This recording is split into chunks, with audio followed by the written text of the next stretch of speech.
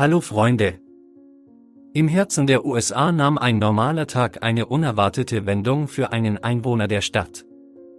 Als er durch den Hinterhof ging, bemerkte er etwas Ungewöhnliches. Dort, im Schatten einer hohen Eiche, saß einsam ein kleines, weißes Kätzchen. Das Miauen des Kätzchens war verzweifelt und herzzerreißend. Er schien zu wissen, dass er sich zwingen musste, zu hören, um Hilfe zu finden. Der Mann konnte trotz seiner Allergie gegen Katzen das hilflose Wesen nicht seinem Schicksal überlassen. Er wandte sich an seinen lieben Freund, der seine Liebe zu Tieren teilte, seinen Hundezüchter Konya. Sie zögerte nicht, auf den Hilferuf zu antworten. Wenige Minuten später ging sie an die Haustür des Mannes.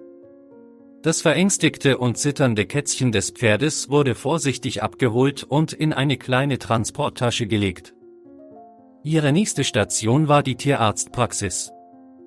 Leider hatte das Kätzchen keinen Mikrochip oder ein Halsband, um es zu verfolgen, so dass seine Herkunft ein Rätsel bleibt.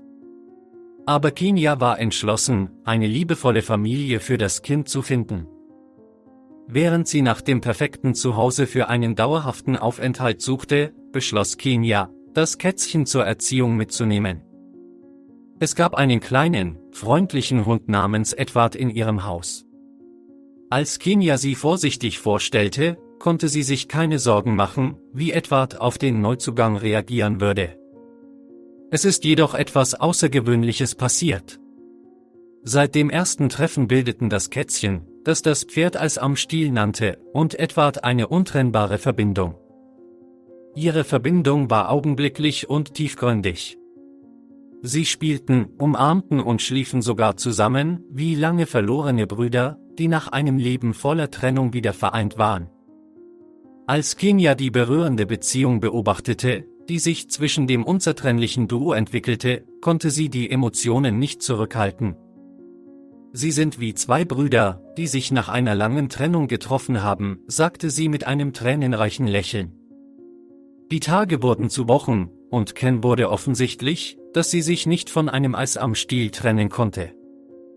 Die Verbindung zwischen dem Kätzchen und Edward hatte sich jeden Tag festgesetzt, und es war klar, dass sie als Teil ihrer Familie zueinander gehörten.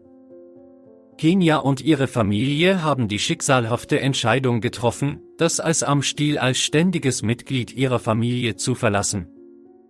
Sie gaben ihm den spielerischen Spitznamen Eskimo und freuten sich sehr über ihren neuen Nachschub. Die Freundschaft zwischen Edward und Eskimo hat sich weiter vertieft. Sie sind in jeder Hinsicht unzertrennlich geworden. Sie spielten, aßen und schliefen zusammen. Sie machten sogar tägliche Spaziergänge nebeneinander.